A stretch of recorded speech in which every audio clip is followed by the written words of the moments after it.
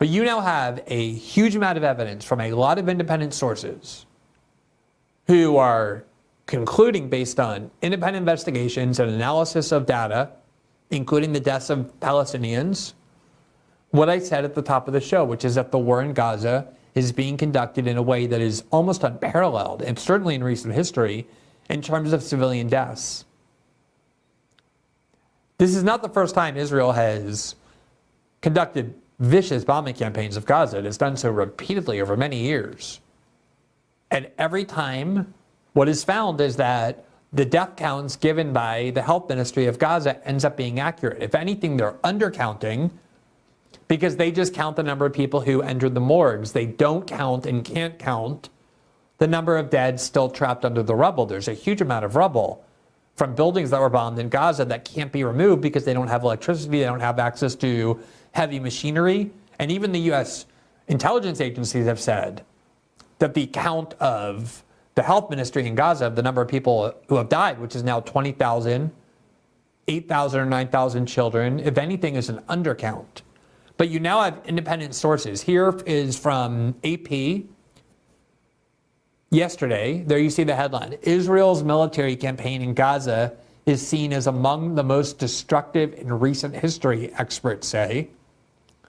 Quote, in just over 2 months, the offensive has wreaked more destruction than the razing of Syria's Aleppo between 2012 and 2016, Ukraine's Mariupol, or proportionately the Allied bombing of Germany in World War II. It has killed more civilians than the U.S.-led coalition did in its 3-year campaign against ISIS.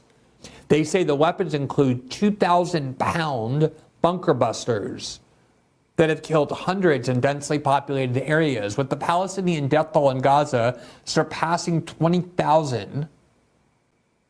The overall population of Gaza is 2.2 million, which means 20,000 deaths in 10 weeks means the Israelis have killed 1% of the population of Gaza.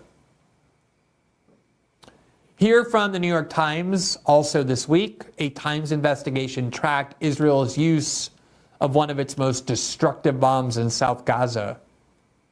Quote, during the first 6 weeks of the war in Gaza, Israel routinely used one of its biggest and most destructive bombs in areas that it designated safe for civilians, according to an analysis of visual evidence by the New York Times. In other words, the Israelis would order civilians in Gaza to evacuate one place and told them to go to another, said that place is going to be safe for civilians.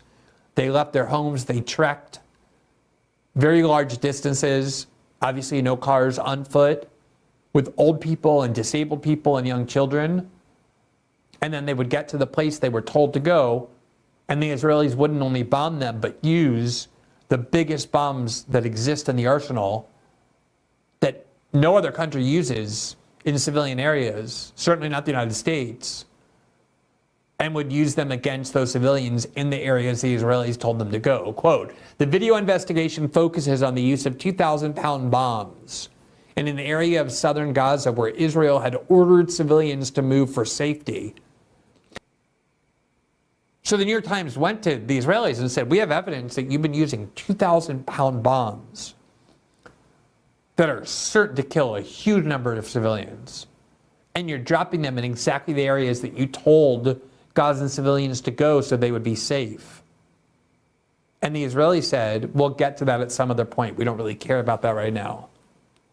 Quote, since October, the United States has also sent more than 5,000 Mk-84 munitions, a type of 2,000-pound bomb. In other words, the bombs that the Israelis are using in Gaza to destroy civilian infrastructure, to destroy one hospital after the next, to kill thousands of children, are bombs being supplied to them in real time by the Biden administration.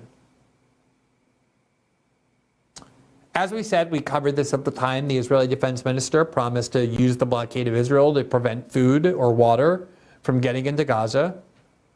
And while a few humanitarian corridors were open, it was nowhere near enough just to keep the population on a basic path to survival. Human Rights Watch conducted a major investigation that they published on December 18, 2023, the title of which was Israel, Starvation used as a weapon of war in Gaza. Evidence indicates civilians were deliberately denied access to food and water.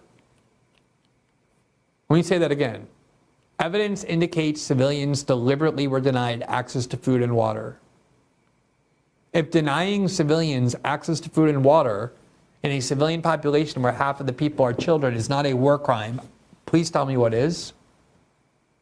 And if your view is you don't care what the Israelis are doing because war is hell and all these kind of John Wayne cliches that people like to throw around when they want to feel tough, what basis do you have then for condemning what Hamas did on October 7th? After all, war is hell.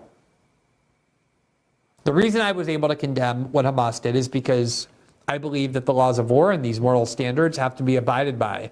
But if you don't believe in that, then what was your basis for condemning what Hamas did?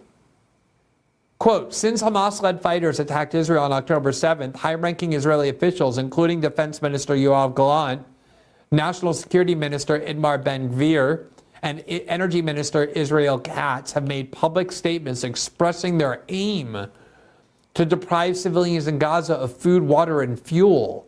Statements reflecting a policy being carried out by Israeli forces.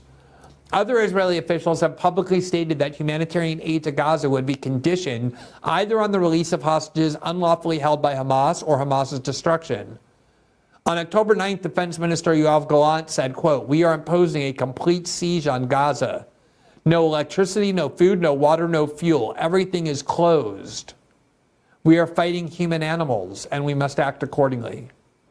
National Security Minister Itamar Ben-Gvir said in a tweet on October 17th, quote, so long as Hamas does not release the hostages, the only thing that should enter Gaza is hundreds of tons of Air Force explosives, not an ounce of humanitarian aid. Again, this is not Israel refusing to feed Gaza. This is Israel refusing to allow other people's humanitarian assistance to enter. On November 4th, Finance Minister Bezalel Smotrich declared that no fuel must enter Gaza, quote, under any circumstances. He later called Israel's war cabinet's decision to permit small amounts to enter the Strip, quote, a grave mistake, and said that it, quote, should stop the scandal immediately, prevent fuel from coming into the Strip, as reported by the Jerusalem Post. Fuel is needed for things like machines in hospitals and life support and incubators for newborn babies, things like that. In a video posted online on November 4th, Colonel Yogav Bar Shesh, deputy head of the civil administration, said in an interview from inside Gaza, quote, whoever returns here, if they return hereafter, will find scorched earth, no houses, no agriculture, no nothing. They have no future. This is why it's so irrational, even though a lot of people have been trained to do it, to dismiss these reports by human rights groups as some sort of pro-Hamas propaganda campaign. These are all based on the statements of Israeli officials, statements that were reported in the Israeli press, that you can watch videos of them making. They actually said these things repeatedly throughout the war. Not obscure officials, but top-level officials. Now, one of the things that has happened in the United States to justify censorship, like when Governor DeSantis banned a pro-Palestinian student group from existing in the University of Florida campuses, or when there were attempts to justify the decisions by France and Germany to ban all pro-Palestinian protests, or to insist that colleges needed greater constraints on campus speech. The tactic used was they would find very obscure people, undergraduate students who have no power, random protesters on the street. They would pick the worst signs they could find for the pro-Palestinian cause to try and say, look at these people, what they really believe. They believe in genocide, they're violent, they're savage. You don't have to go look for obscure random street protesters saying repulsive things about Gaza. You can find them. There's plenty of them as well. But mostly you find it coming from top Israeli officials, like we just read you, or mainstream Israeli journalists. When they're not speaking on CNN in English, but speaking in Hebrew on their own networks, they reveal what they really think.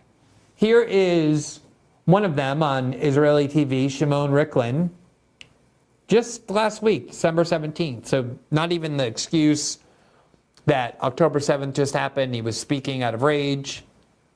Here he is on December 17th, 2023, saying, not only I don't care about war crimes in Gaza, I'm for the war crimes. Here's what he said. I'm going to read this for people who are listening by audio, by podcast. They're kind of having a grand old time. They're chuckling and laughing as they say it. Quote, I am for the war crimes. I don't care if I am criticized, and honestly don't care. I am unable to sleep if I do not see houses being destroyed in Gaza. What do I say? More houses, more buildings. I want to see more of them destroyed. I want there to be nothing for them to return to. In the Torah, it says they used to say,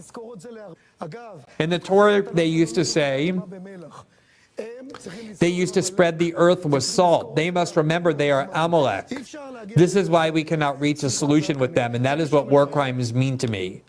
Amalek is a biblical term referring to entire population that was wiped out by the Israelites. This is the sort of thing in the bloodstream of Israeli discourse. They don't pretend they're trying to defeat Hamas. They don't pretend they're trying to create a security buffer. They're very open about the fact that they want ethnic cleansing of Gaza.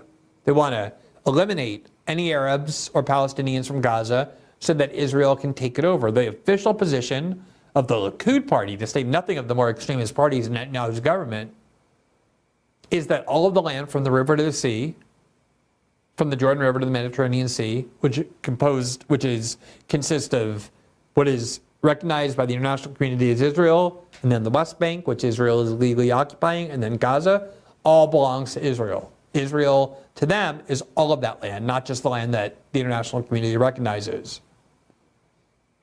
Here was a local official in Israel, as reported by the Jerusalem Post on December 17th, who said the following: Israel should make Gaza look like Auschwitz Museum. David Azula, head of the Metula Council, that's a city in Israel, proposed sending all Gazans to refugee camps in Lebanon and flattening the whole strip so it becomes an empty museum like Auschwitz.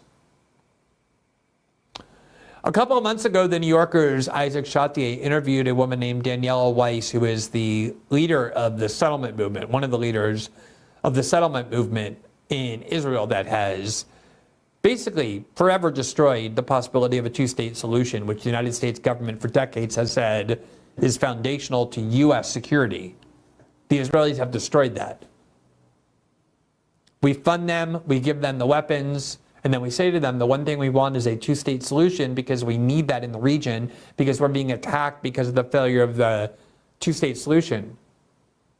And although there's been this endless propaganda campaign in the West to claim that the Israelis so generously have repeatedly offered the Palestinians a state, but they've turned it down, Netanyahu just this week admitted that he has spent 30 years, along with his allies, blocking any possibility of a two-state solution, that it's not Yasser Arafat or the PLO or Hamas that has done that. It's the Israelis who have blocked a two-state solution. They don't believe in a two-state solution. They want all of that land for themselves.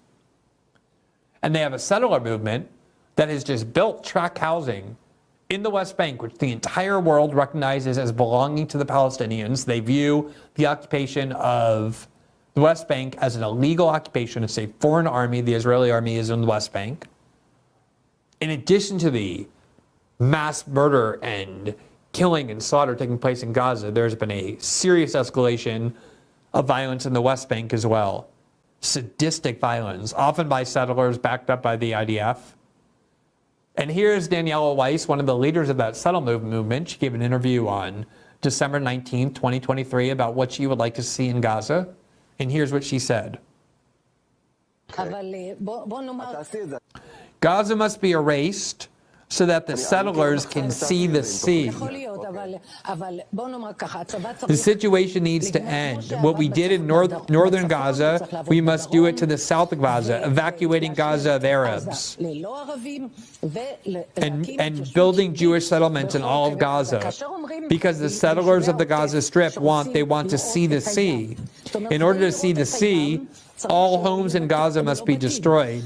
There are no homes or Arabs left in Gaza.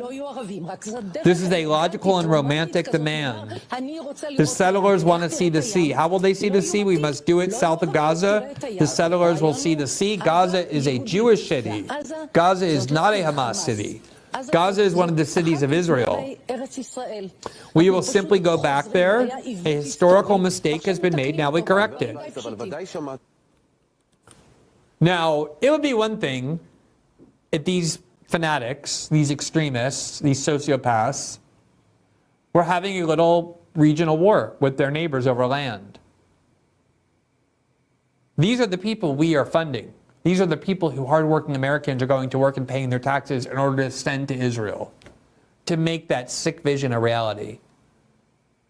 The weapon she's talking about using to cleanse Gaza ethnically of all Arabs so that only the Jews can have it comes from the United States. And we have shown you many times reports that the desire to ethnically cleanse Gaza is not just something that random protesters or college students say, like we focus obsessively here in the United States when we want to indict the pro-Palestinian movement because of a stray comment that some 20-year-old made. It is coming from the highest levels of the Israeli government, the idea that we want to ethnically cleanse Gaza of all Arabs. Thanks for watching this clip from System Update, our live show that airs every Monday through Friday at 7 p.m. Eastern, exclusively on Rumble. You can catch the full nightly shows live or view the backlog of episodes for free on our Rumble page. You can also find full episodes the morning after they air across all major podcasting platforms, including Spotify and Apple. All the information you need is linked below. We hope to see you there.